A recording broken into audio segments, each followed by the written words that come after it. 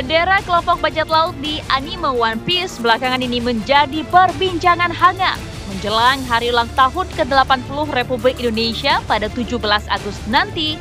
Bendera tersebut berkibar di rumah hingga kendaraan di berbagai daerah.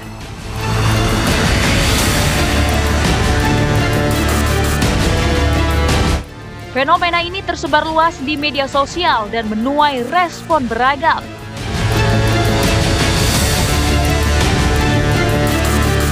Beberapa pihak, termasuk pemerintah dan anggota DPR, mengecam tindakan ini. Mereka menganggap pengibaran bendera One Piece sebagai tindakan provokatif dan berpotensi memecah belah bangsa. Lantas, apakah pengibaran bendera ini hanya sebatas ekspresi penggemar atau merupakan gerakan yang terorganisir? Sejauh mana pengibaran bendera tersebut dapat mengganggu persatuan bangsa? Lalu, bagaimana sebaiknya pemerintah merespon fenomena ini?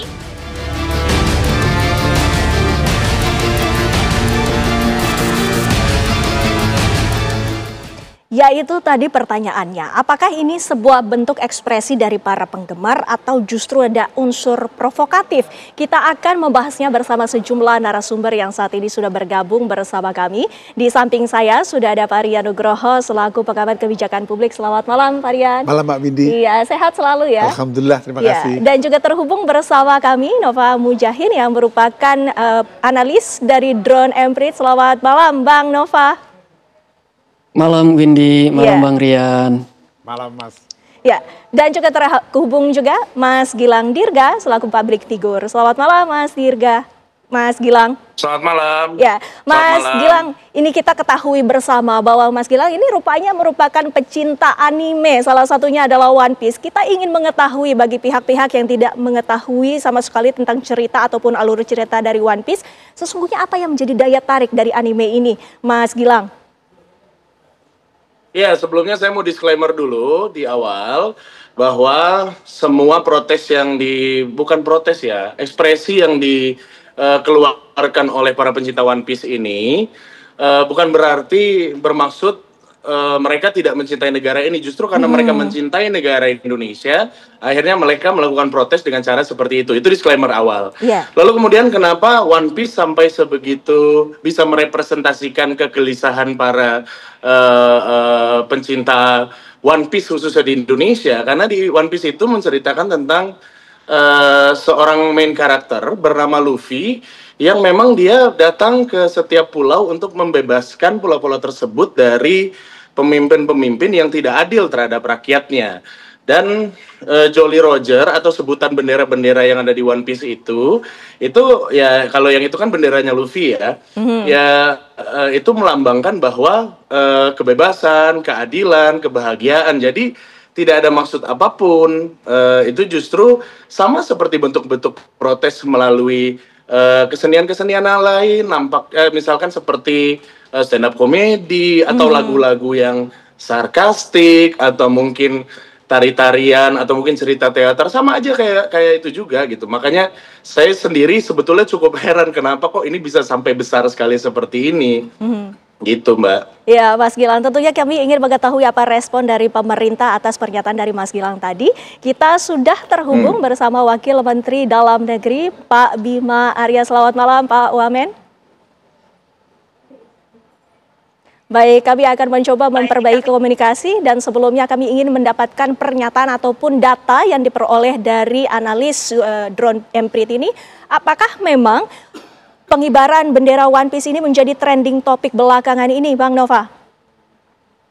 Ya, perbincangan tentang One Piece kedua hari terakhir masih menjadi trending topik ya di berbagai kanal media sosial. Perbincangannya sendiri sudah ramai sejak tanggal 31 Juli kemarin.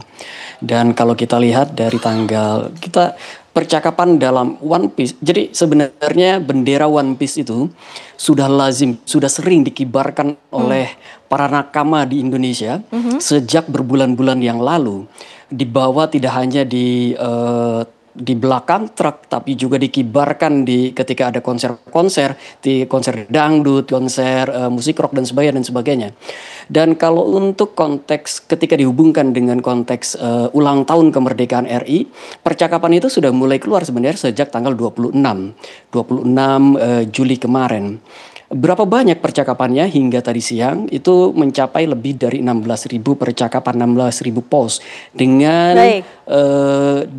interaksi yang mencapai lebih dari 2 miliar interaksi. Dari 16.000 post dengan 2 miliar interaksi ini percakapannya berarti sangat tinggi.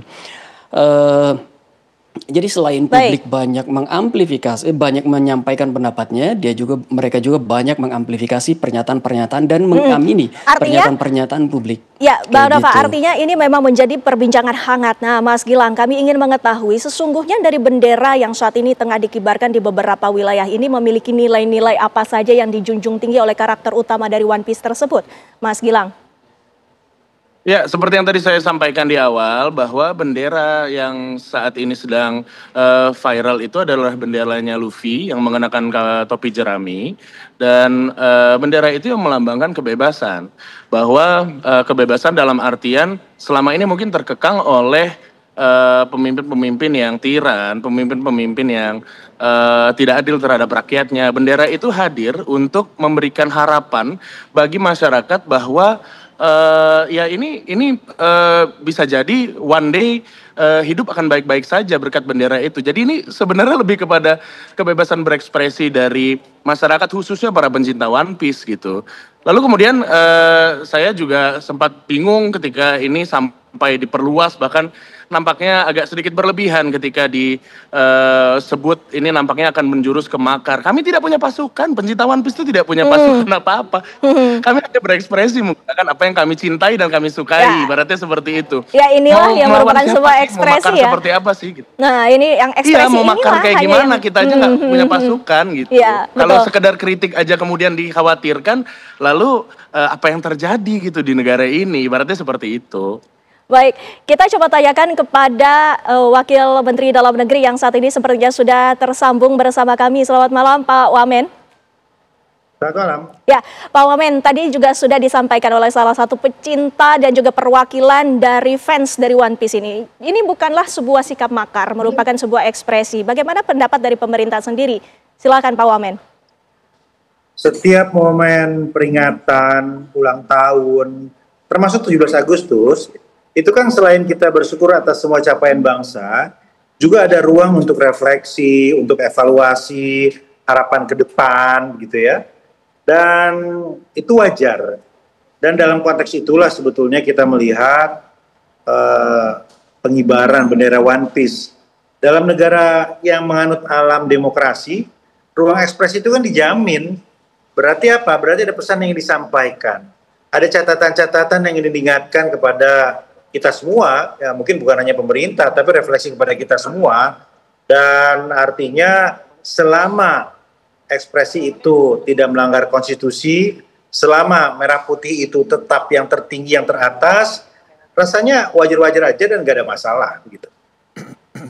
Baik. Dan kita juga ingin mengetahui, jika tadi sudah disampaikan oleh Pak Wamen, Mas Gilang, juga ada beberapa pihak yang saat ini juga ikut mengibarkan bendera One Piece. Tadi juga disampaikan oleh Pak Wamen, ini merupakan adanya pesan yang ingin disampaikan.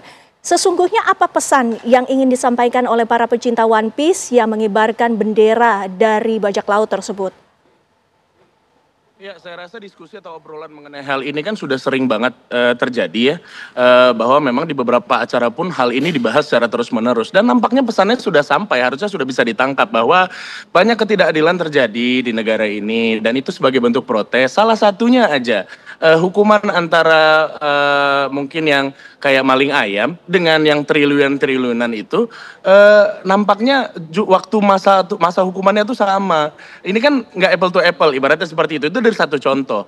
Nah, hal seperti ini pula yang akhirnya menggelitik dan membuat orang-orang berpikir gimana caranya nih mau ngingetin pemerintah. Justru dengan cara seperti itulah ini membuktikan bahwa terindikasi bahwa pencinta One Piece itu cinta Indonesia. Kalau nggak cinta Indonesia, ngapain sampai protes segala macam? Ngapain kita ibaratnya tuh yang melakukan protes tersebut sampai mengeluarkan atau beli bendera, mengibarkan bendera. Toh buktinya mereka juga masih tahu batasan kok, tidak mengibarkan bendera One Piece di atas bendera merah putih. Dan di luar itu juga sebenarnya apa sih sebenarnya yang mau dicari dari penggemar One Piece itu sendiri? Toh juga kan Mas Gibran waktu debat kan menggunakan pin One Piece juga. Ibu Sri Mulyani juga sempat mengutarakan bahwa One Piece itu memiliki nilai-nilai yang baik gitu loh. Lalu kemudian kenapa jadi arahnya ke One Piece? Atau jangan-jangan ada sesuatu yang ditutupi? Kan kita nggak tahu nih. Walaupun sebenarnya mungkin analisa saya, ini bisa jadi saya salah. Ujung-ujungnya bakal dibolehin juga gitu.